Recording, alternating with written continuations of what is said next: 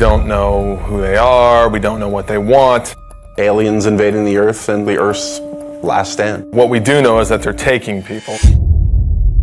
It's basically not a remake, but a reimagining of the original XCOM game. Well, core principles from the original that we wanted to build on was basically everything. XCOM is about Earth being threatened by an unknown enemy. The world bonds together and they form an elite military organization, the most elite in the history of the world, and that's where the player comes in. They are the commander of this organization. I think we were all fans of the original, working for Firaxis, we're all fans of squad-based, turn-based strategy, so I've played just about every turn-based strategy game out there. I think we all had a lot of ideas and things that we wanted to do and things we liked about all of the games that we played in the past. Just really finding the fun things and eliminating the things that we didn't really care so much for. So we start with the original game and we play it and we say, okay, well, we find that new players or even us old diehards, like we find this concept, we can improve this a little bit. And one of the first things we looked at was time units. And the idea was that your soldiers had a certain number of time units to move around the battlefield, to perform abilities, take shots and things like that.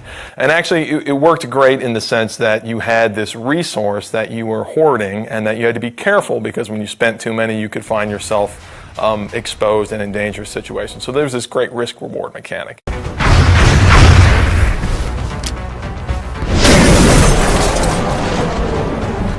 We said, okay, how can we simplify that and sort of free up all that headspace that takes up in the player's head? We sort of turned the time units into a simplified version where the player has a number of moves that they can perform per turn, and they can choose to move, they can choose to move and shoot, they can choose to move really far, and then based on different abilities their soldiers have, maybe they can use those abilities to do different things. But it still has that great risk-reward mechanic. Look, I need to run really far this time, but when you do that, you're always taking the cost that you're not going to be able to shoot, and then you're going to find yourself in a difficult tactical position.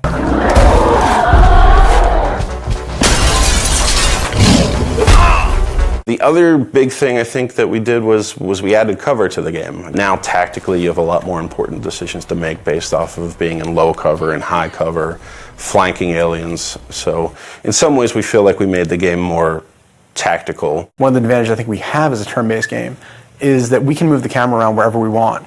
If you're making a game that has real-time response, players get really upset when you take control away from them. Well, we do that every other turn. There's been a very cinematic approach to the game that we're making now that wasn't available then, simply because we can move the camera around and take advantage of the fact that we have a 3D game. We're still leveraging the 3D and the tech that we have available now to make it a much more compelling experience, I think, visually, than they were able to do back then. The Glamcam was our way of kind of making a turn-based strategy game sexy. It was a way for us to take the camera and put it in the environment in a way that kind of got you out of the normal gameplay mode, but let you see things a little clearer and a little more up close and feel like you're a little more part of the action.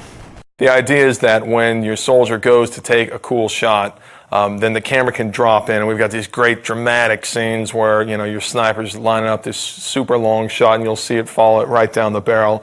And what that does is it allows a little more of an intimate connection between you and your soldiers, and of course it increases the drama of the actual combat. And the Glamcam is a great way to do that. That's just one of the ways that we sort of get the camera down there so the player can sort of see combat from their soldier's perspective. The base was a really unique challenge for us to design. When we started on it, it was flat and more like a level in the game. And we really wanted to have base building, but we ran into some really difficult challenges on it being flat and working more like a level. And at a certain point, a couple of my guys had come in and they said, you know what, we keep talking about this as an ant farm. Why don't we make it like an ant farm? It is very much, the G.I. Joe base that the kid down the street had that you didn't have, that you got to play with every once in a while if you went to his house. So when we made it, that was one of the things I think really stands out. I think it's a really unique feature to the game. It allows us a lot of flexibility for optimization and for the player to be able to build and expand. And it's a really different, I haven't seen represented that way really ever. And on top of that, they're actually expanding the structure, customizing the facilities that they're adding to their base. We want them to be able to see their soldiers interacting and their scientists, and so I think it's this really neat moment where you get into the game and you have this physical structure that you've customized and you've made the decisions about what you want to focus on, and then you can see your soldiers that you've leveled up and you've grown attached to, you can see them interacting, and it's something that I think we're really proud of. We're really excited for people to see.